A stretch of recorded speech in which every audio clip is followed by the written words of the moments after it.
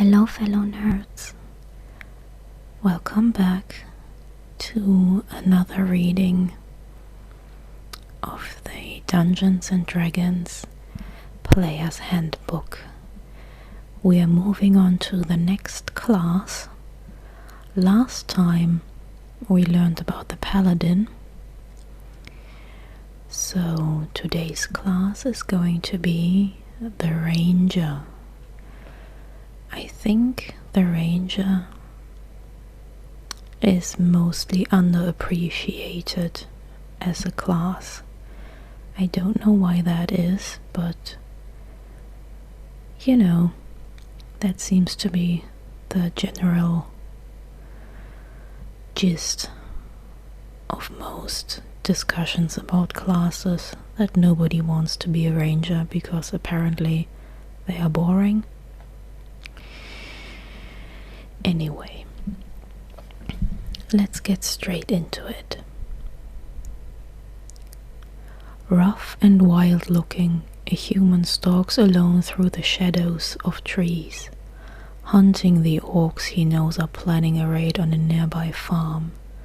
Clutching a short sword in each hand, he becomes a whirlwind of steel, cutting down one enemy after another. After tumbling away from a cone of freezing air, an elf finds her feet and draws back her bow to loose an arrow at the white dragon. Shrugging off the wave of fear that emanates from the dragon like the cold of its breath, she sends one arrow after another to find the gaps between the dragon's thick scales. Holding his hand high, a half-elf whistles to the hawk that circles high above him, calling the bird back to his side. Whispering instructions in Elvish, he points to the owlbear he's been tracking and sends the hawk to distract the creature while he readies his bow. Far from the bustle of cities and towns, past the hedges that shelter the most distant farms from the terrors of the wild, amid the dense packed trees of trackless forests and across wide and empty plains, rangers keep their unending watch. Deadly hunters. Warriors of the wilderness, rangers specialize in hunting the monsters that threaten the edge of civilization, humanoid raiders, rampaging beasts and monstrosities, terrible giants, and deadly dragons. They learn to track their quarry as a predator does, moving stealthily through the wilds and hiding themselves in bush and rubble. Rangers focus their combat training on techniques that are particularly useful against their specific, favored foes. Thanks to their familiarity with the wilds, rangers acquire the ability to cast spells that harness nature's power, much as a druid does. Their spells, like their combat abilities, emphasize speed, stealth, and the hunt. A ranger's talents and abilities are honed with deadly focus on the grim task of protecting the borderlands. Independent adventurers. Though a ranger might make a living as a hunter, a guide, or a tracker, a ranger's true calling is to defend the outskirts of civilization from the ravages of monsters and humanoid hordes that press in from the wild. In some places, rangers gather in secretive orders or join forces with druidic circles. Many rangers, though, are independent almost to a fault, knowing that when a dragon or a band of orcs attacks, a ranger might be the first, and possibly the last, line of defense. This fierce independence makes rangers well suited to adventuring, since they are accustomed to lie far from the comforts of a dry bed and a hot bath. Faced with city-bred adventurers who grouse and whine about the hardships of the wild, rangers respond with some mixture of amusement, frustration, and compassion. But they quickly learn that other adventurers can carry their own weight in a fight against civilization's foes, are worth any extra burden. Cuddled city folk might not know how to feed themselves or find fresh water in the wilds, but they make up for it in other ways. Now, there have been 2 mentions of druids until now, and I used to have a druid in the campaign IDM, and she's a first-time player, and spellcasters are so difficult. So, rather than leaving the campaign frustrated that she didn't figure out all the rules of spellcasting and her class, she changed her character from being a druid to being a ranger. And so far, she seems very content with that choice. Let's continue. Creating a ranger. As you create your ranger character, consider the nature of the training that gave you your particular capabilities. Did you train with a single mentor, wandering the wilds together until you mastered the ranger's ways? Did you leave your apprenticeship, or was your mentor slain, perhaps by the same kind of monster that became your favored enemy? Or perhaps you learned your skills as a part of a band of rangers affiliated with a druidic circle, trained in mystic paths as well as wilderness lore.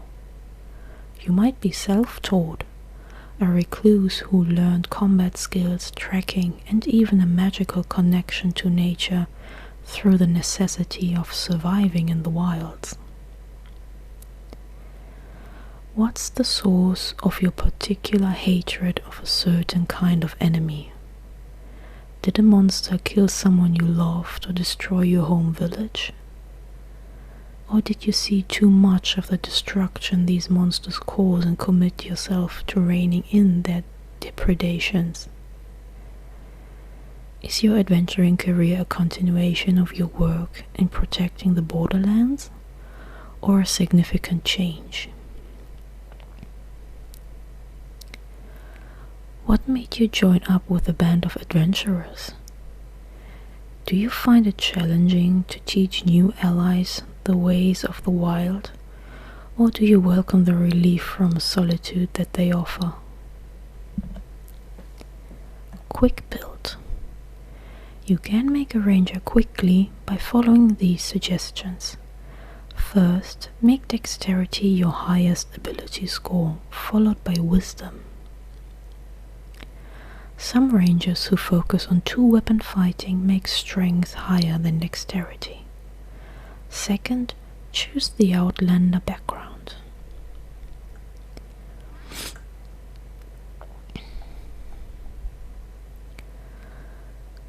As a ranger, you gain the following class features. Your hit die is 1d10 per ranger level. Your hit points at first level are 10 plus your constitution modifier. Your hit points at higher levels are 1d10 or 6 plus your constitution modifier per ranger level after first. You are proficient with light armor, medium armor, and shields. You are proficient with simple weapons and martial weapons, but you are not proficient with any sort of tool. You apply your proficiency bonus to saving throws such as strength and dexterity.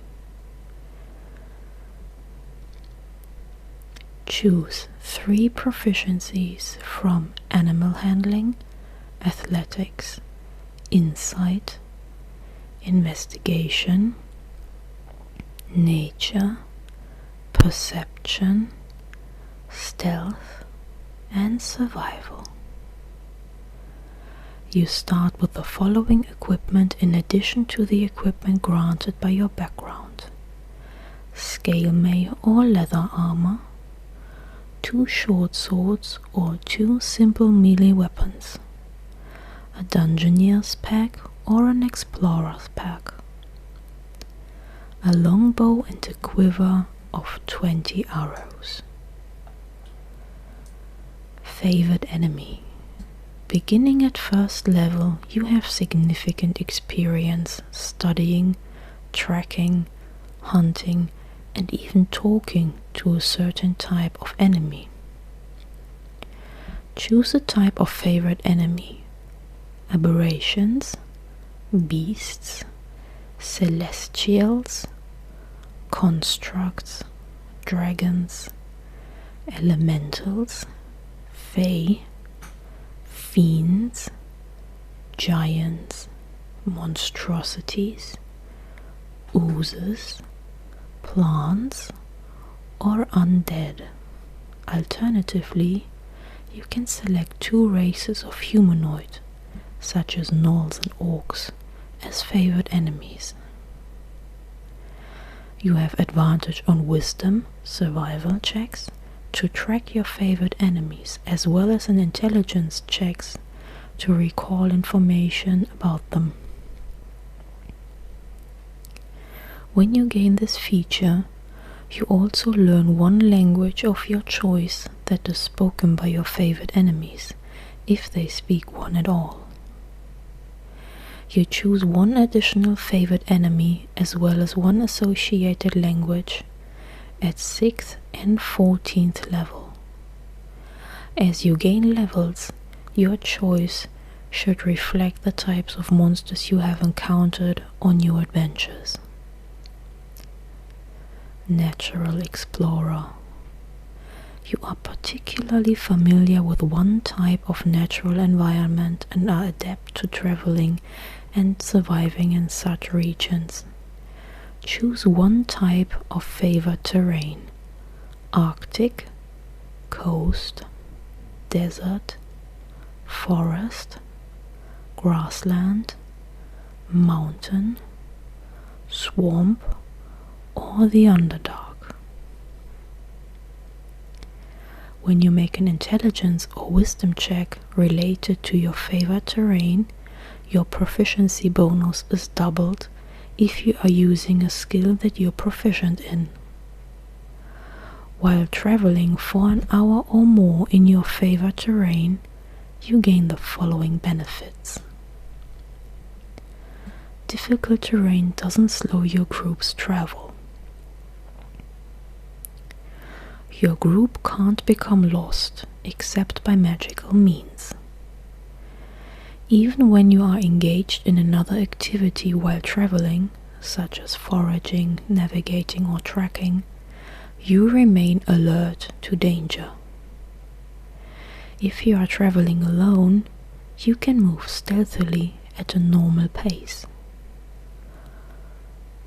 When you forage, you find twice as much food as you normally would.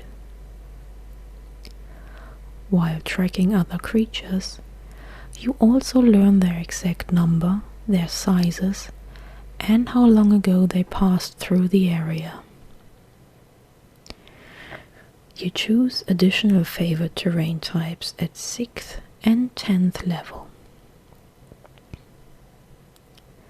Fighting style. At 2nd level, you adopt a particular style of fighting as your specialty. Choose 1 of the following options. You can't take a fighting style option more than once, even if you later get to choose again. Archery. You gain a +2 bonus to attack rolls you make with ranged weapons. Defense. While you are wearing armor, you gain a +1 bonus to AC. Dueling.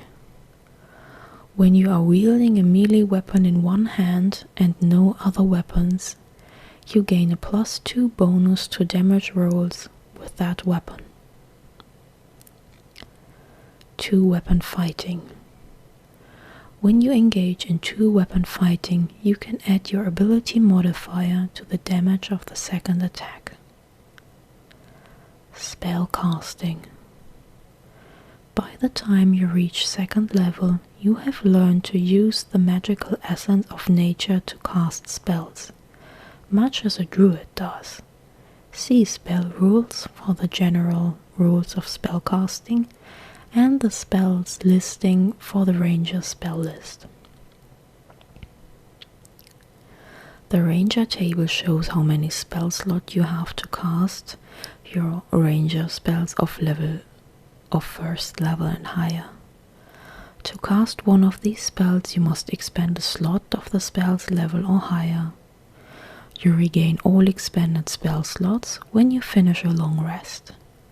For example, if you know the 1st level spell Animal Friendship and have a 1st level and 2nd level spell slot available, you can cast Animal Friendship using either slot.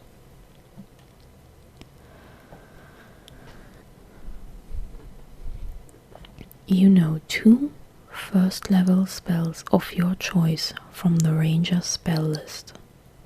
The spells known column of the ranger table shows when you learn more ranger spells of your choice. Each of these spells must be of a level for which you have spell slots. For instance, when you reach 5th level in this class, you can learn 1 new spell of 1st or 2nd level. Additionally, when you gain a level in this class, you can choose one of the ranger spells you know and replace it with another spell from the ranger spell list, which also must be of a level for which you have spell slots. Wisdom is your spellcasting ability for your ranger spells, since your magic draws on your attunement to nature. You use your wisdom whenever a spell refers to your spellcasting ability. In addition, you use your wisdom modifier when setting the saving throw DC for a ranger spell you cast when making an attack roll with 1. Spell save DC equals 8 plus your proficiency bonus plus your wisdom modifier. The spell attack modifier equals your proficiency bonus plus your wisdom modifier. Ranger archetype. At 3rd level, you choose an archetype that you strive to emulate. The hunter that is detailed at the end of the class description is run from another source. Your choice grants your features at 3rd level and again at 7th, 11th and 15th level.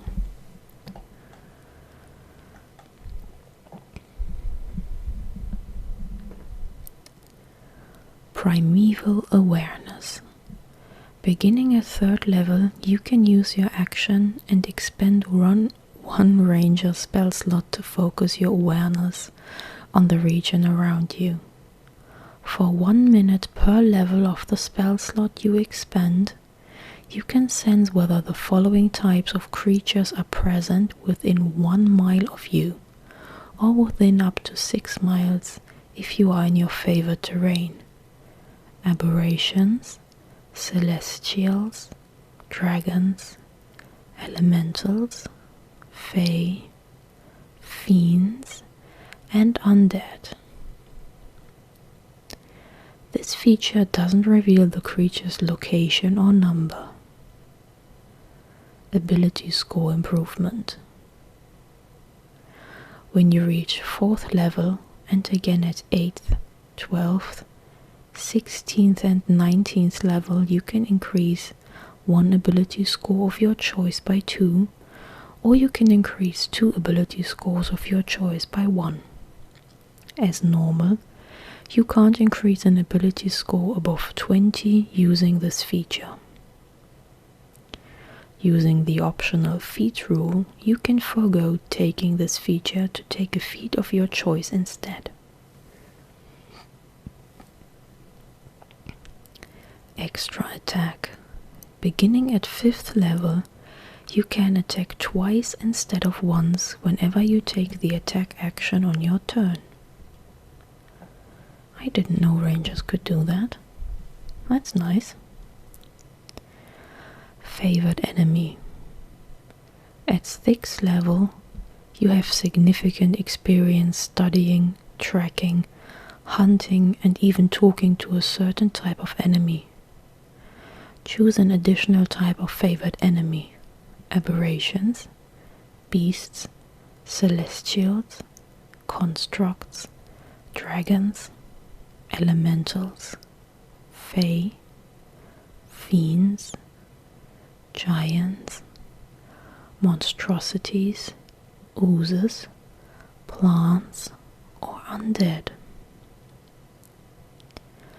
Alternatively, you can select 2 races of humanoid, such as gnolls and orcs, as favored enemies.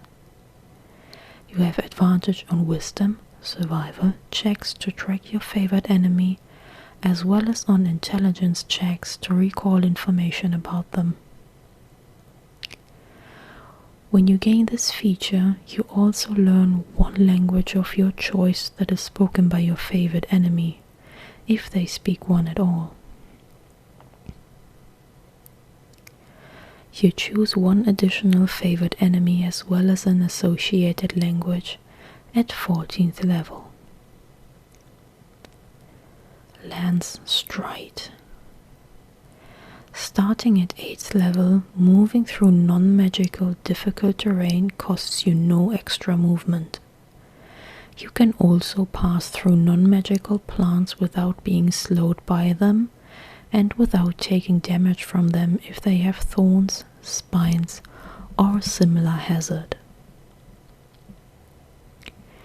In addition, you have advantage on saving throws against plants that are magically created or manipulated to impede movement, such as those created by the Entangle spell.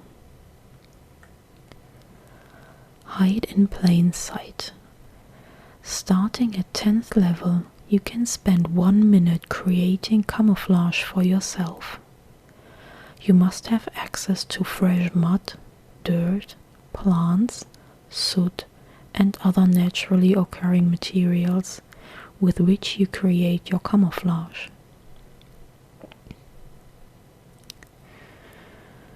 Once you are camouflaged in this way, you can try to hide by pressing yourself up against a solid surface, such as a tree or wall, that is at least as tall and wide as you are. You gain a +10 bonus to dexterity, stealth checks, as long as you remain there without moving or taking actions. Once you move or take an action or a reaction, you must camouflage yourself again to gain this benefit. Vanish. Starting at 14th level, you can use the hide action as a bonus action on your turn. Also, you can't be tracked by non-magical means unless you choose to leave a trail.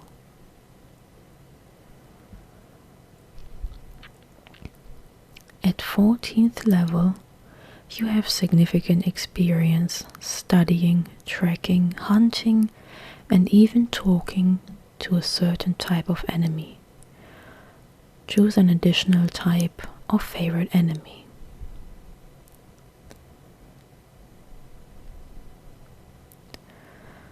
Feral senses. At 18th level, you gain preternatural senses that help you fight creatures you can't see. When you attack a creature you can't see, your your inability to see it doesn't impose disadvantage on your attack rolls against it. You are also aware of the location of any invisible creature within 30 feet of you, provided that the creature isn't hidden from you and you aren't blinded or deafened. Foe Slayer. At 20th level, you become an unparalleled hunter of your enemies. Once on each of your turns, you can add your wisdom modifier to the attack roll or the damage roll of an attack you make against one of your favored enemies. You can choose to use this feature before or after the roll, but before any effects of the roll are applied.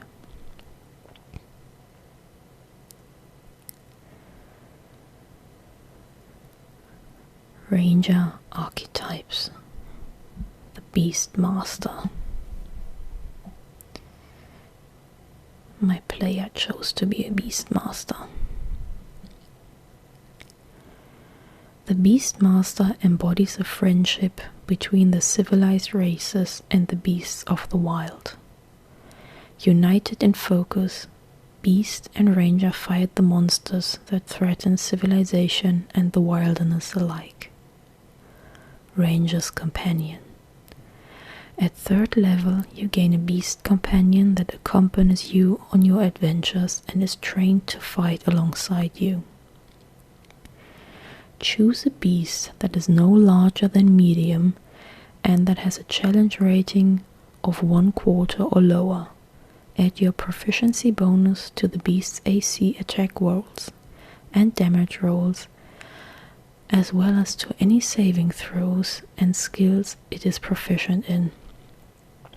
Its hit point maximum equals the hit point number in its stat block, or 4 times your ranger level, whichever is higher. Like any creature, it can spend hit dice during a short rest and regain hit points. The beast obeys your commands as best as it can. It takes its turn on your initiative. On your turn, you can verbally command the beast where to move. No action required by you. You can use your action to verbally command it to take the attack, dash, disengage, or help action. If you don't issue a command, the beast takes the dodge action. Once you have the extra attack feature, you can make one weapon attack yourself when you command the beast to take the attack action. If you are incapacitated or absent, the beast acts on its own, focusing on protecting you and itself. The beast never requires your command to use its reaction, such as when making an opportunity attack. While traveling through your favored terrain with only the beast, you can move stealthily at a normal pace. If the beast dies, you can obtain a new companion by spending 8 hours magically bonding with a beast that isn't hostile to you and that meets the requirements. Now guess what my player choose as their beast companion. She chose a giant wolf spider. And in our last session, she had one of the children the party saved right on the giant wolf spider. The spider is called Tiffy, by the way. Tiffy the spider. Exceptional training. Beginning at 7th level, on any of your turns when your beast companion doesn't attack, you can use a bonus action to command the beast to take the dash, disengage, or help action on its turn. In addition, the beast's attack now count as magical for the purpose of overcoming resistance and immunity to non-magical attacks and damage. Bestial Fury. Starting at 11th level, when you command your beast companion to take the attack action, the beast can make 2 attacks, or it can take the multi-attack action if it has that action. Share spells. Beginning at 15th level, when you cast a spell targeting yourself, you can also affect your beast companion with a spell if the beast is within 30 feet of you.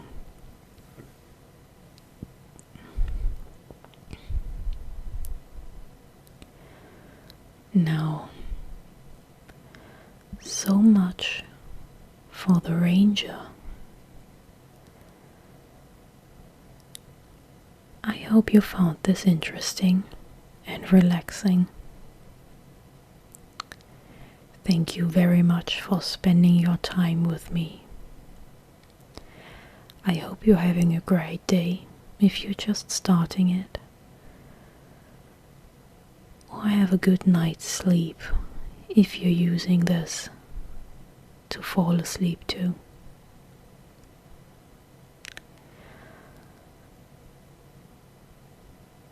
So, see you again next time, my friends. Bye bye, fellow nerd.